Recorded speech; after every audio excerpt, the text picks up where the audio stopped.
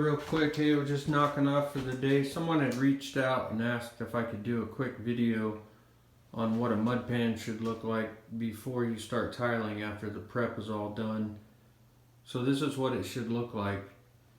And I've been doing mud pans for a long time. 80% of my work probably is mud pan showers. So first thing you want to do, very important that you use mesh tape on all of your corners. Outside and inside corners, everywhere needs to be taped and mudded. So what you end up doing is after you install your concrete board, this goes half over on top, half on the side, and it folds over.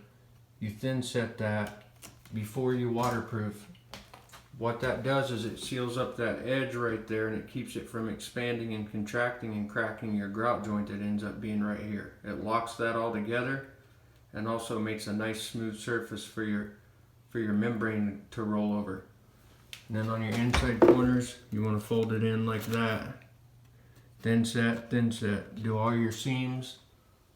Every inside and outside corner is very crucial that you do that. With water, you want to take every precaution you can to make sure that that shower is durable and going to last a long time. If you set one up the way this one is, it'll last. You'll get sick of looking at that shower before it fails, I promise you that. So I do a brush width of waterproofing around the pan. You don't want to coat your whole pan. You want that, I spilled my glass of water on there earlier. You want that to be able to, the water to soak down through that mud and go back to your weep holes that have gravel around those underneath that drain barrel. I always do a concrete curb. I've got a video that shows you guys how to do that, so you don't have any punctures in your liner. That's what's key. Most people stack 2x4s up, run the liner over, use concrete board, but you have to screw on the inside of the shower right here, and it's not good. This way you have no compromises in your pan liner. And then I do 3 coats of waterproofing over the whole surface. Brush width around the edge, 3 coats on the corners and the walls. And maybe a little overkill, but I'd rather go over than under, that's for sure, with water. This is a shower that, like I said, you'll get tired of looking at it before it fails. These types of mud pans, the old ones, the way that I do them, they're a water in or water out system. Your water goes down through your surface tile and your grout that isn't waterproof. If it gets down there, it's going to migrate back down to your drain. There's a video Isaac Ostrom did. Check it out. It's called Proof Pre-Slopes Work. And he dumped a 5-gallon bucket of water on a mock-up mud pan and showed how fast that water goes through that mud and back down to those drain rocks around the weep holes. It's a great demonstration on how fast that water goes back out that mud. That's why you don't want to coat your whole pan, just your edge.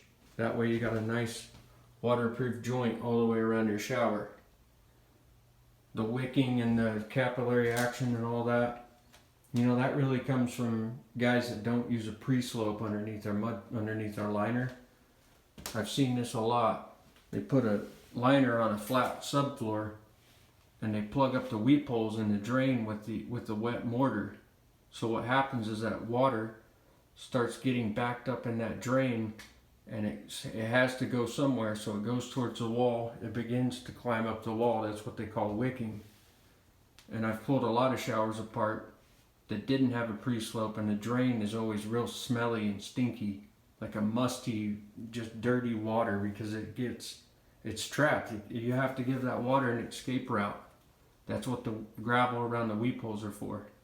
So this is what a shower should look like before you begin to tile it. I appreciate you guys reaching out.